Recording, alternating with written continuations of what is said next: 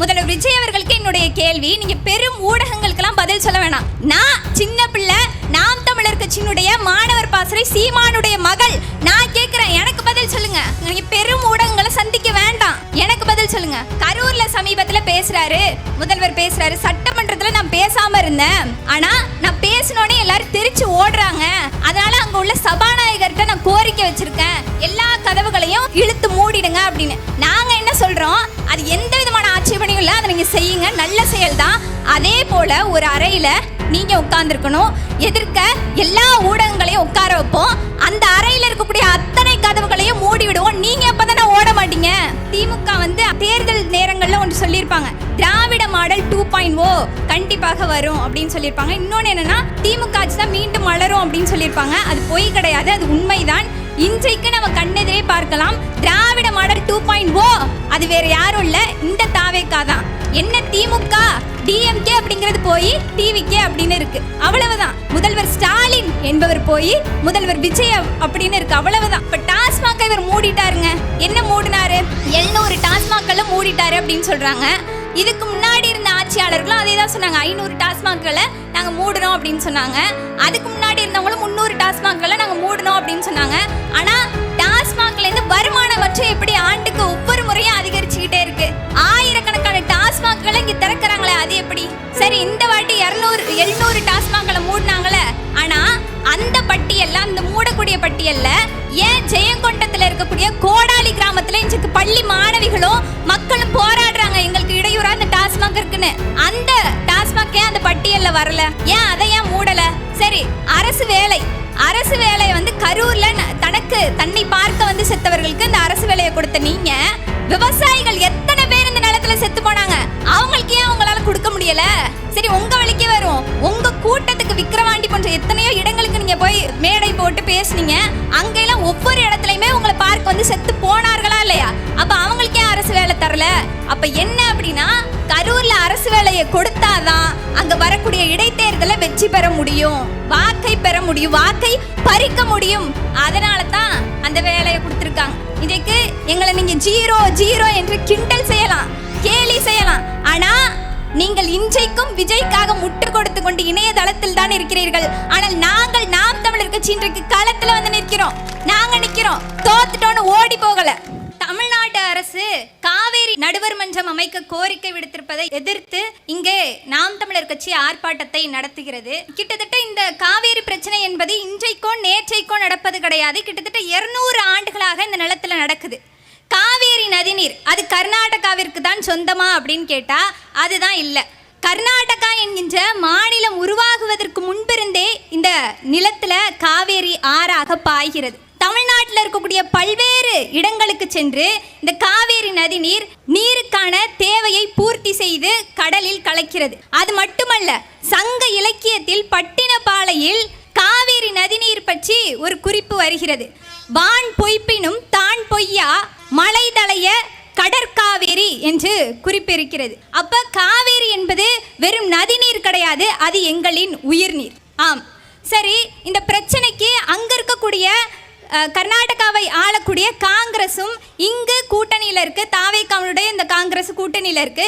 இதற்கு முன்பு திமுகவினுடைய இந்த காங்கிரஸ் கூட்டணியில் இருக்கு. இவர்கள் இருவரும் பேசி ஒரு தீர்வை கொண்டு வருவார்களா அப்படின்னு கேட்டா பேச மாட்டாங்க.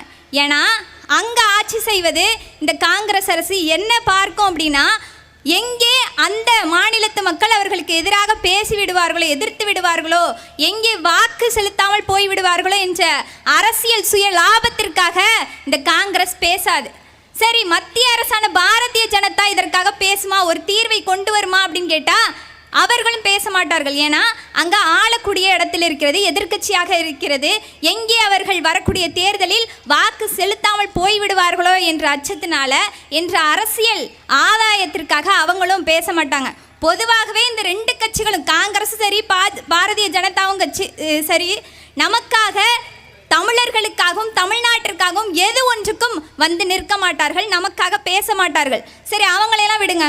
இன்றைக்கு இங்கே இருக்கக்கூடிய தாவேகா அரசு அவங்க நமக்காக பேசுவாங்களா அப்படின்னு பார்த்தா இந்த பிரச்சனையை பற்றி ஒரு துளி கூட அவர்களுக்கு தெரியாது. காவேரி என்றால் என்னவென்று தெரியாது, மேகதாது அணை என்றால் என்னவென்று தெரியாது. பிறகு எப்படி அவங்கள்ட்ட நம்ம பேசுறது?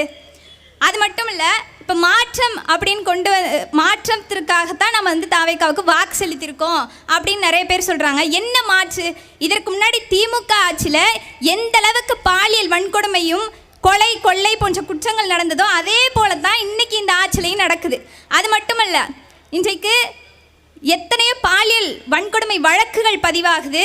அதை நம்ம கண்ணெதிரே பார்க்கிறோம். எந்த விதத்திலையும் இவர் மாற்றத்தை தரல, முழுக்க முழுக்க ஏமாற்றத்தை தான் தராரு. முதல்வர் என்ற பதவி எவ்வளவு பெரிய பதவி. ஆனால் இன்னைக்கு தலைமைச் செயலகத்தில் மக்கள் பணியை செய்ய சொன்னால் உட்காந்து பொம்மைக்காரை வச்சு விளாண்டுக்கிட்டு இருக்காரு இந்த முதல்வர். அவரை கூட விட்டுறலாம். ஆனால் இந்த பேக்ரவுண்ட் வாய்ஸில் ஒன்று சொல்கிறாங்க பாருங்க, குழந்தை போல் க்யூட்டாக முதல்வர் வந்து இந்த பொம்மைக்காரை வச்சு விளாடினாரு அப்படின்னு. இதில் என்ன, நம்ம என்ன க்யூட்டாக ஒரு முதலமைச்சர் க்யூட்டாக இருக்கிறதுக்காக நம்ம வந்து முதலமைச்சராக ஆக்கி வச்சுருக்கோம். அது எவ்வளவு பெரிய பதவி. ஆனால் அதை பற்றி ஒன்றுமே தெரியாது இவர்களுக்கு. சரி, அரசு வேலையை வந்து கரூரில் தன்னை பார்க்க வந்து செத்தவர்களுக்கு இந்த அரசு வேலையை கொடுத்த நீங்கள், விவசாயிகள் எத்தனை பேர் இந்த நிலத்தில் செத்து போனாங்க, அவங்களுக்கு ஏன் உங்களால் கொடுக்க முடியலை? சரி, உங்கள் வேலைக்கே வரும். உங்கள் கூட்டத்துக்கு விக்கிரவாண்டி போன்ற எத்தனையோ இடங்களுக்கு நீங்கள் போய் மேடை போட்டு பேசுனீங்க. அங்கெல்லாம் ஒவ்வொரு இடத்துலையுமே உங்களை பார்க்க வந்து செத்து போனார்களா இல்லையா? அப்போ அவங்களுக்கே அரசு வேலை தரல. அப்போ என்ன அப்படின்னா, கரூரில் அரசு வேலையை கொடுத்தாதான் அங்கே வரக்கூடிய இடைத்தேர்தலை வெற்றி பெற முடியும், வாக்கை பெற முடியும், வாக்கை பறிக்க முடியும். அதனால தான் அந்த வேலையை கொடுத்துருக்காங்க. அதற்கு பிறகு இந்த கர்நாடகா ஒன்றும் இல்லை, தமிழ்நாட்டினுடைய டெல்லி பிரதிநிதியாக ஒருத்தரை வந்து நியமிச்சிருக்காங்க. அதில் எந்த விதமான மாற்று கருத்தும் இல்லை. ஆனால் ஏன் கர்நாடகாவை சேர்ந்தவரை நியமிச்சிருக்காங்க? நாங்கள் என்ன கேட்குறோம் அப்படின்னா, 8 கோடி தமிழர்கள் வாழக்கூடிய இந்த தமிழ்நாட்டில் இருந்து ஒரு தமிழனுக்குடைய தகுதி இல்லை, டெல்லி பிரதிநிதியாக செல்றதுக்கு ஒரு தமிழனுக்கு தகுதி இல்லையா? இதற்கு பதில் சொல்லணும். சரி, இவ்வளவு இருக்கு, எந்த விதத்திலையும் இவர்கள் மாற்று கிடையாது.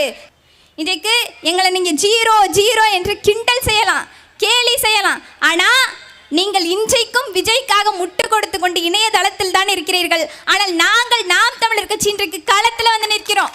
நாங்கள் நிற்கிறோம், தோத்துட்டோன்னு ஓடி போகலை. அதனால் காவேரி என்பது எங்களுடைய நதிநீர். அது நதிநீர் மட்டுமல்ல, அது எங்களின் உயிர் நீர். காவேரி என்பது எங்களுடைய உரிமை. அதை பெற்றுத்தர வேண்டியது இந்த அரசுகளின் கடமை. இந்த காவேரியினுடைய மேகதாது அணை என்பது இயற்கையாக ஓடக்கூடிய ஒரு நதிநீரை தடுத்த அணை கட்டுவேன் என்பது எவ்வளவு பெரிய கொடுமை. கொடுக்க வேண்டிய அளவை கூட நான் கொடுக்க மாட்டேன் என்று சொல்வது எவ்வளவு பெரிய கொடுமை என்று சிந்தித்து பாருங்கள். எனவே நாம் தமிழர் கட்சி இதை முற்றுமுழுதாக எதிர்க்கும் போராட்டத்தை நடத்தும். நன்றி, வணக்கம். நாம் தமிழர்.